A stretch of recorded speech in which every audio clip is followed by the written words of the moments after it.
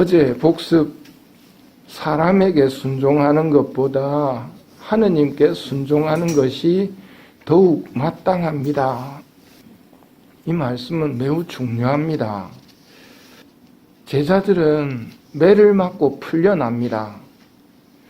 사도들은 예수님으로 말미암아 모욕당할 수 있음을 기뻐합니다. 우리도 살다 보면 아픔을 겪을 때가 있습니다. 또 성당을 안 다녔으면 이런 아픔 안 겪었을 텐데 성당 다니면서 겪는 아픔도 있습니다. 그 아픔이 내 잘못이라면 그건 당연한 것이지만 내가 잘못한 게 아닌데 고통을 겪을 때가 있습니다. 이때 제자들의 모습을 따라해야 됩니다. 죄를 짓고 매를 맞으면 그 영예스러운 것이 무엇입니까? 그러나 선을 행하다가 고통을 당하면서도 참으면 하느님의 축복을 받습니다. 억울한 고통을 겪을 때가 딱 예수님을 닮을 때입니다. 예수님의 고통은 당신이 뭘 잘못해서 겪은 게 아니거든요. 그래서 가치가 있는 겁니다. 베드로 사도가 이렇게 예수님 때문에 모욕을 당할 수 있음을 기뻐하는 것, 그리고 이 고통이나 재물을 언제 바치면 좋으냐면 미사 때 예물봉헌할 때입니다. 그때 내가 겪은 억울한 수모, 억울한 오해, 억울한 고통을 예수님의 고통에 붙여서 아버지께 올리면 아주 귀한 재물이 되는 것입니다. 사람에게 순종하는 것보다 하느님께 순종하는 것이 더욱 마땅합니다. 오늘 복음은 5,000명을 먹이신 이야기입니다. 부활 시기에 왜 빵의 기적을 이야기할까요? 오늘 이야기는 엠마오 이야기와 맥이 다 있습니다.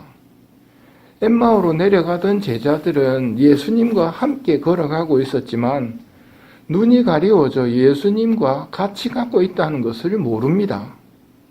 예수님은 모세와 모든 예언자로부터 시작해서 성경 전체에 걸쳐 당신에 관한 기록들을 설명해 주십니다.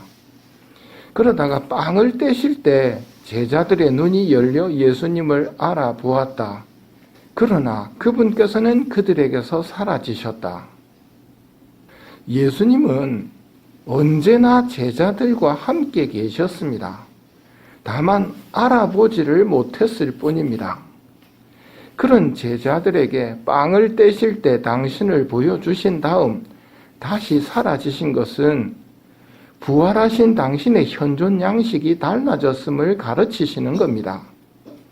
언제나 함께 계시지만 이제는 빵의 형태로 함께 계심을 믿도록 이끌어 가시는 겁니다.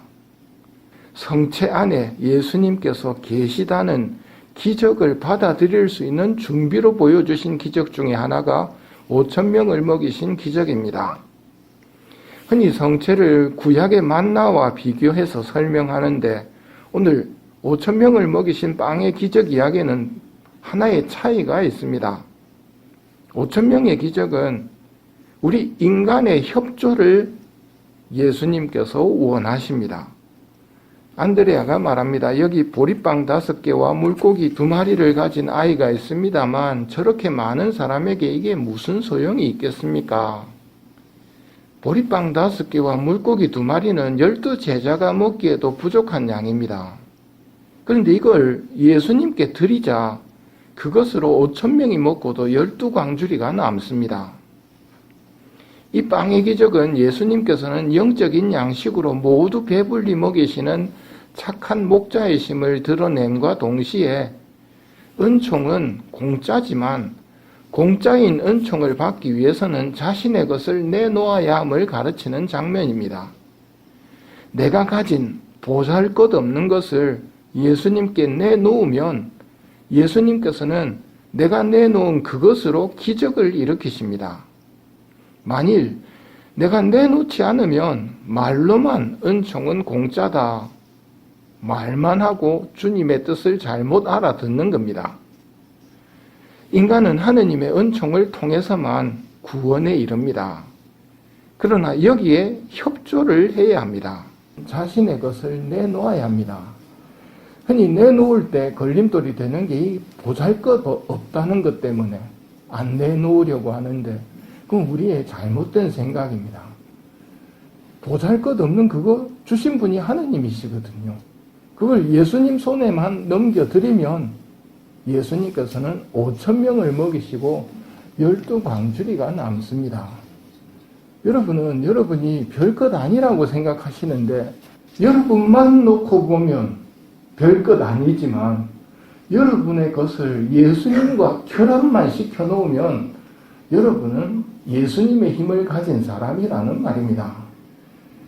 예수님이 들려주신 비유 가운데 주인님, 저는 주인님께서 모진 분이시어서 심지 않은 데서 거두시고 뿌리지 않은 데서 모으신다는 것을 알고 있었습니다.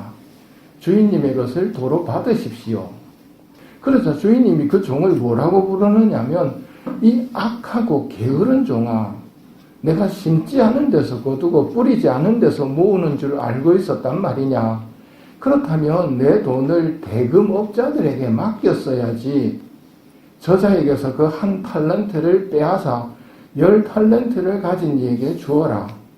누구든지 가진 자는 더 받아 넉넉해지고 가진 것이 없는 자는 가진 것마저 빼앗길 것이다. 그리고 저 쓸모없는 종은 바깥 어둠 속으로 내던져버려라. 거기에서 그는 울며 이를 갈 것이다. 하느님께서 우리에게 주신 재능은 땅에 묻어놓으라고 주신 것이 아닙니다. 아무리 그것이 보잘것없다 하더라도 주님께 드리면 5,000명을 먹이고도 남습니다. 아무것도 안 하면서 모든 것은 하느님께 달렸다. 나는 하느님을 믿는다. 이게 마귀의 신앙입니다.